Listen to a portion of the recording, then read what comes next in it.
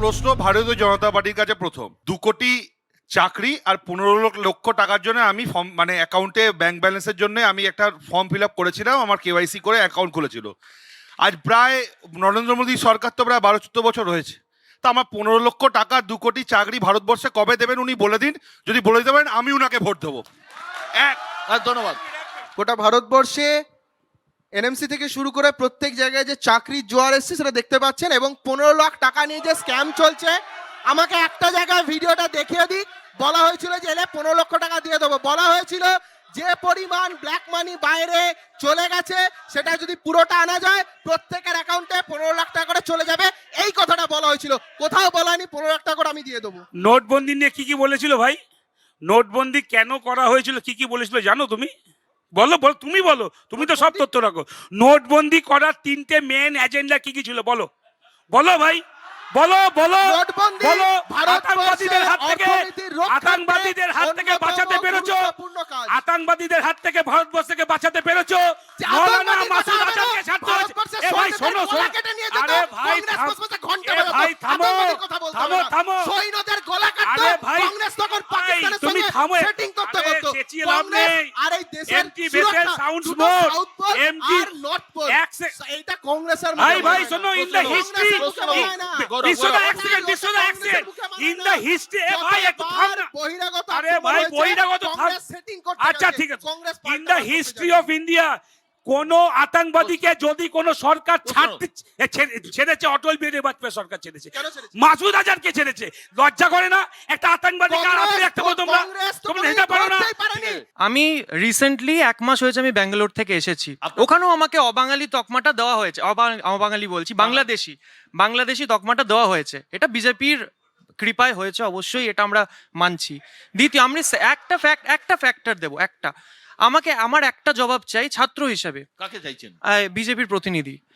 আমি একটাই জিনিস জানতে চাই, অর্গানাইজ সেক্টর আর আনঅর্গানাইজ সেক্টরের কত পার্সেন্টেজ আছে ইন্ডিয়াতে আমি জানতে চাই। আনঅর্গানাইজ সেক্টর আছে 90%, অর্গানাইজ সেক্টর আছে 10%। সেই অর্গানাইজ সেক্টরের 10%-এর মধ্যে 4% হচ্ছে সরকারি কর্মচারী। সেই সরকারি কর্মসংস্থান থেকেও সরকার আস্তে আস্তে বেরিয়ে আসছে। তাহলে আপনি কি করে বলছেন, কোন মাথা নিয়ে বলছেন আপনি সরকারি চাকরি দেবেন? আপনার লজ্জা করে না? প্রথমত বারবার চিরাচরিত ভাষায় অরাজনৈতিক তকমা নিয়ে বাম ভাইয়ের রাজনৈতিক প্রশ্নের যে উত্তরটা আমি সরাসরি দিতে চাইছি, organise, the definition of organised and unorganised, উনি যেভাবে ভাগ করার চেষ্টা করলেন 90-10-এর পার্থক্যটা এইভাবে ভাগ করাই নেই, প্রথম। আর দ্বিতীয়ত, গভর্নমেন্ট বলে কখনো বলেন যে গভর্নমেন্ট চাকরির সুযোগ করে দেয়। যারা বাইরে থেকে বিদেশি বিনিয়োগ হয়, বড় বড় কোম্পানিরা বিনিয়োগ করে, দেশের কোম্পানি বড় হয়, সবাই যদি বলে 130 কোটি লোক বলে যদি সরকারি চাকরি করব, এটা কখনো বাস্তবে পসিবল হয় না। সুতরাং রাজনৈতিকভাবে প্রোপাগান্ডা করে লাভ নেই। আপনাদের প্রশ্ন আমরা রাখবো, উত্তর রাখবো, জনগণ যা বোঝার বুঝে নেবে। পরের প্রশ্ন বলুন। এসআইআর এর সপক্ষে যারা আছেন বুঝে নিন, তাদের জন্য আমি এই প্রশ্নটা রাখছি। কেউ প্রশ্ন তুলছে না যার বাবার নাম আছে 2002 সালে, তার ছেলে বা মেয়ের নাম এখন কেন ডিলিটেড, সে কেন ট্রাইব্যুনালে যাবে? কেউ প্রশ্ন তুলছে না যে লোকটার নাম 2002-এ আছে, তার নাম কেন এখন ডিলিটেড, সে কেন ট্রাইব্যুনালে যাবে? কেউ প্রশ্ন তুলছে না যে লোকটার পাসপোর্ট 2002-এর পর থেকে আছে, তার নাম এখন ডিলিটেড, সে কেন ট্রাইব্যুনালে যাবে? কেউ প্রশ্ন তুলছে না যে লোকটা মাধ্যমিক সার্টিফিকেট জমা করেছে, তার নাম কেন ডিলিটেড? কেউ প্রশ্ন তুলছে না হিয়ারিংয়ে যাকে ডাকাই হয়নি, তার নাম কেন ডিলিটেড?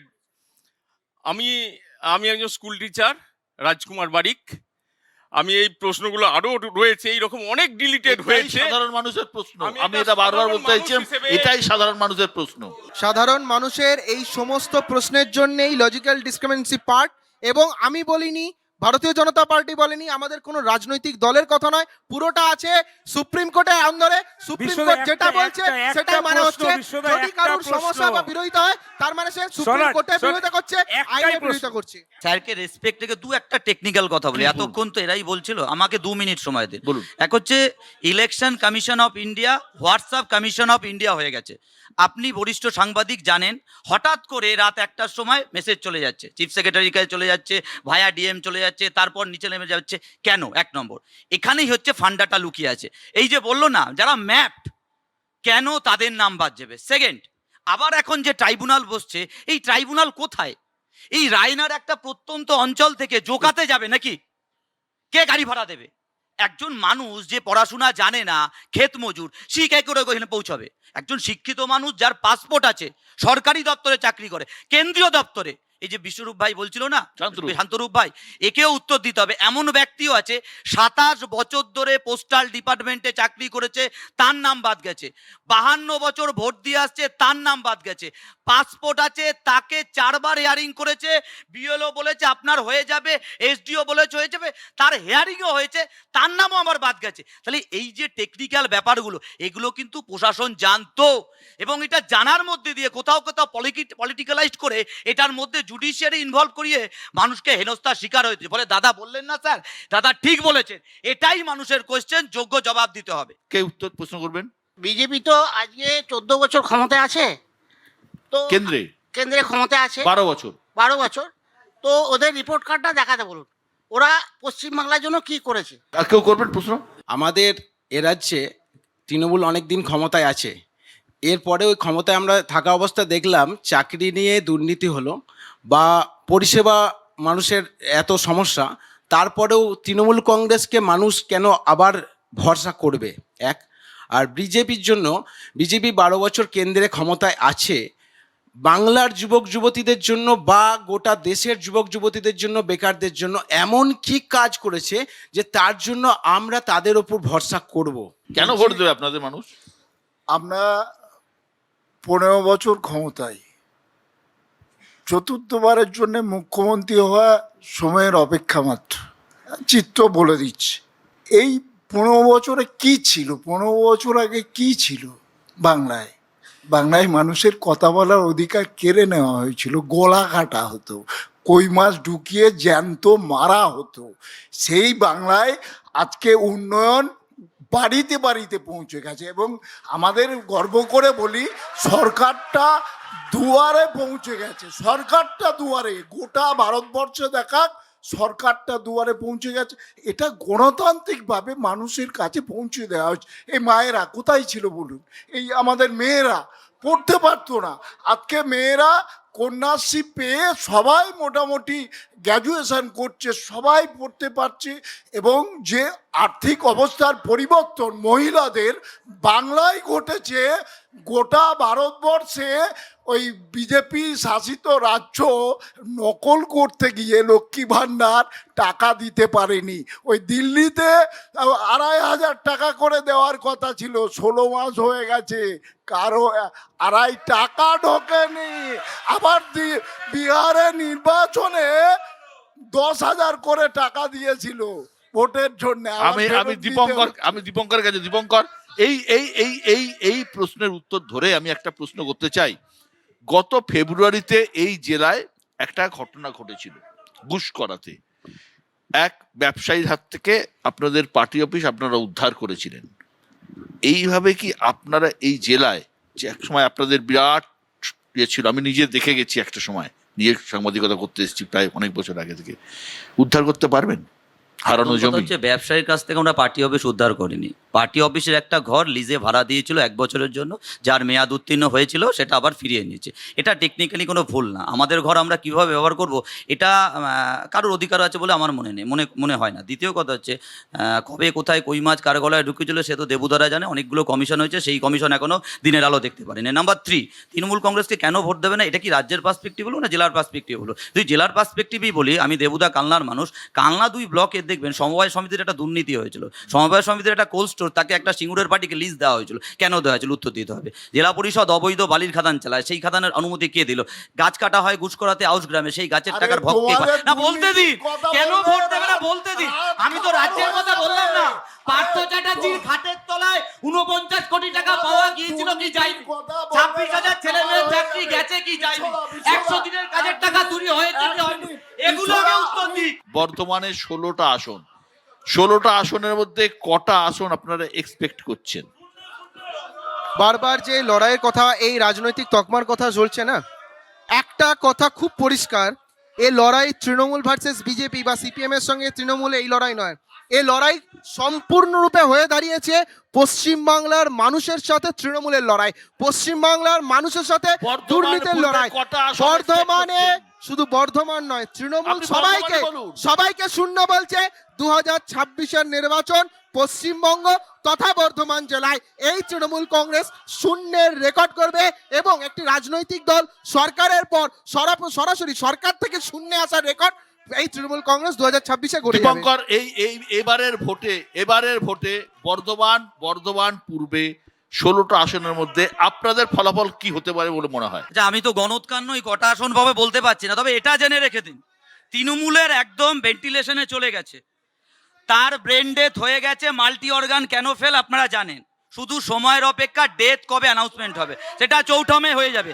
আর রইল বিজেপি, জেনে রেখে দিন এই পূর্ব বর্ধমান জেলায় আমাদের যে রেজাল্ট হবে সেইটা কার্যত আনএক্সপেক্টেড রেজাল্ট হবে, কেননা মানুষ মুখে আছে, পরিত্রাণ চাইছে এবং বিজেপি যে এদের শেল্টার দিয়েছে বুঝে গেছে, ফলে আনপ্রেডিক্টেবল রেজাল্ট এবার বামেরা পূর্ব বর্ধমান জেলায় করবে। গৌরব, আমি পশ্চিমবঙ্গে ঘুরে যা দেখেছি, মানে আমি সিপিআইএম এ বলতে পারবো না এই মুহূর্তে কি অবস্থা, হয়তো গোটা রাজ্যে ভোটের আগে বলা উচিত নয়, কিন্তু কংগ্রেস আগের থেকে অনেক ভালো রেজাল্ট করবে, সেটুকু আমি মালদা, মুর্শিদাবাদ বা উত্তর দিনাজপুর ঘুরে পেয়েছি। এই জেলার কথা বলুন। অবশ্যই আমরা সাংগঠনিকভাবে obviously we are weak, no doubt about it, কিন্তু যেভাবে আমরা ফাইট ব্যাক করছি বিভিন্ন বিধানসভায়, বিভিন্ন ব্লকে we are very much optimistic to have a very good result in this election. সেটা ইন সিটস মানে কটা বিধানসভায় কি হবে সেটা সময় নিশ্চয়ই বলবে, কিন্তু আমি চাইছি বর্ধমান, আমরা এই মুহূর্তে বর্ধমান দক্ষিণ বিধানসভার মধ্যে বিলং করছি, এই বর্ধমান দক্ষিণ নিয়ে একটু যদি কথা হয় বা এই বর্ধমান দক্ষিণ বিধানসভায় কি রেজাল্ট হবে। হ্যাঁ, আমি ওভারঅল বর্ধমান বলুন, বর্ধমানটা বলুন। বর্ধমানে আমাদের খুব, আপনারা যদি চোখ বন্ধ করে থাকেন নিশ্চয়ই দেখতে পাবেন না। নির্বাচন হবে, রাজনৈতিক দলের মধ্যে ভোট দেবে সাধারণ মানুষ। একদম কি বলবো, এখন একটা বাংলায় ভাষা আছে, খারাপ ভাষাতেই বলি, কুঁজোরও চিত হয়ে শুতে ইচ্ছা করে। বাংলায় সবাই নিজেদের